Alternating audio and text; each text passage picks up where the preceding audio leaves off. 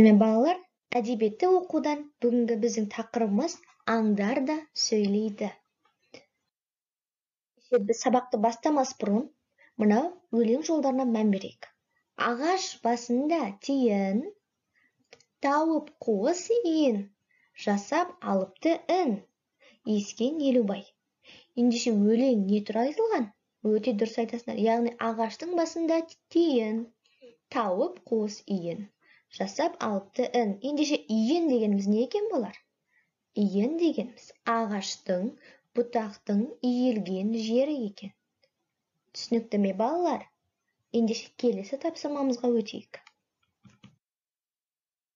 Жұмбақ. Ендеше аңның аты, жүрген жері күлкі. Ал ендеше ойланайық, бұл қандай жануар болуы мүмкін?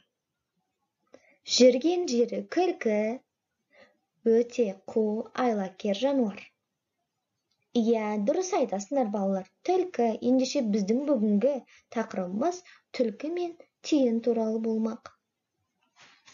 Ендеше біз дәптерімізді ашып, түлкі мен тиінге сипаттама берейік. Түлкі қандай және өзіміздің білетін мәліметтерімізді жазамыз.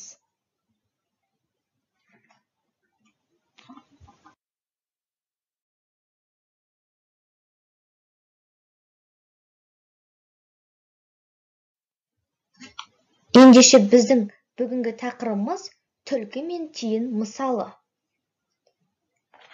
Мәтінді түсініп оқы.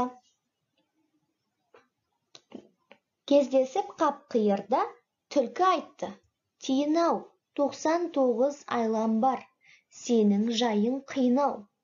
Тиін айтты: жайды аңғар, жалғыз ғана айлам бар, сен сияқты тым ерке емеспін мен тайраңдар.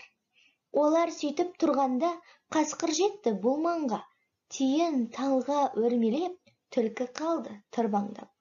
99 айлалы түлкі бірден жайрады, бір айласы тиіннің болып шықты пайдалы. Абдрахман Асылбеков. Балалар, мысал не туралы екен? Өте дұрыс айтасыңдар. Түлкі мен тиін туралы. Ал ендеше осы мысалдың авторы кім? Абдрахман Асылбеков. Өте жақсы. Ал мысал не білеміз бе? Ендеше назар аударайық.